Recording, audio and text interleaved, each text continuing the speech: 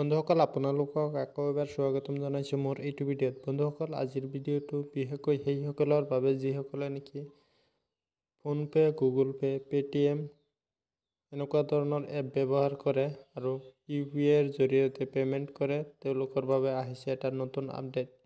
নতুন বছৰত কি আপডেট আহিছে এইটো ভিডিঅ'ত আমি সবিশেষ জনাম। আপোনালোকে ভিডিঅ'টো স্কিপ নকৰি প্ৰথমৰ পৰা শেষলৈ চাই থাকিব। আৰু আপুনি যদি মোৰ চেনেললৈ প্ৰথমবাৰ ভিজিট কৰিছে তেতিয়াহ'লে চেনেলটো ছাবস্ক্ৰাইব কৰিব আৰু যদি ফেচবুকত চাই আছে মোৰ পেজটো ফ'ল' কৰিব এনেকুৱা ধৰণৰ আপডেটসমূহ সকলোতকৈ আগত পাবলৈ। তো বলক আজিৰ ভিডিঅ'টো আৰম্ভ কৰোঁ। বন্ধুসকল ইয়াত আপোনালোকে দেখিবলৈ পাইছে যে পৰা UPI লেনদেনত নতুন নিয়ম। যদি আপুনি নাজানে তেন্তে সেয়া আপোনাৰ লোকচান। পৰা সলনি হৈছে UPIৰ বহু নিয়ম। কি নিয়ম বনোৱা হৈছে আহক আমি জানি লওঁ। যদি আপোনাৰ হাতত গুগল পে, ফোনপে নাইবা পেটিএম আছে তেন্তে এই বিষয়ে আপুনি নিশ্চয় জানে, নহ'লে আপোনাৰ ওপৰত সমস্যা বাঢ়িব পাৰে। আজিৰ পৰা সলনি হৈছে UPIৰ বহু নিয়ম। কি নিয়ম বনোৱা হৈছে আহক আমি জানি লওঁ। দেশত দিনে দিনে বৃদ্ধি পাইছে অনলাইন পে'মেণ্টৰ সংখ্যা।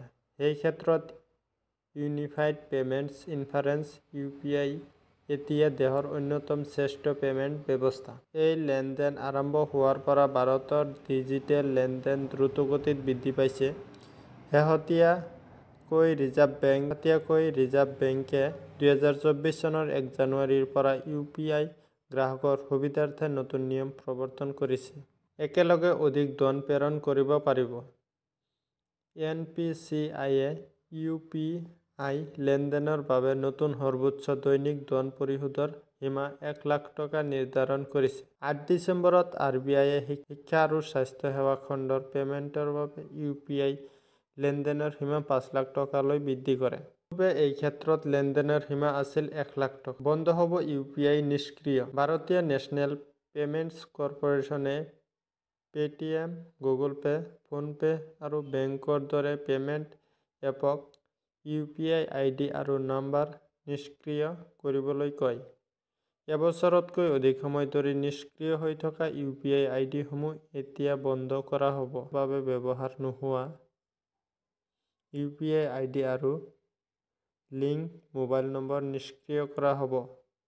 মূলতঃ এই আইডিসমূহৰ অপব্যৱহাৰ ৰোধৰ বাবে এই ব্যৱস্থা গ্ৰহণ কৰা হৈছে। আদান-প্ৰদানৰ মাচুল 2000 টকাৰ ওপৰত আৰু প্ৰিপেইড পেমেণ্ট ইনষ্ট্ৰুমেণ্ট PPI যেনে অনলাইন ৱালেটৰ জৰিয়তে কিছুমান ব্যৱসায়ী UPI লেনদেনৰ বাবে এতিয়াৰ পৰা 1.1% আদান-প্ৰদানৰ মাচুল প্ৰযোজ্য হ'ব।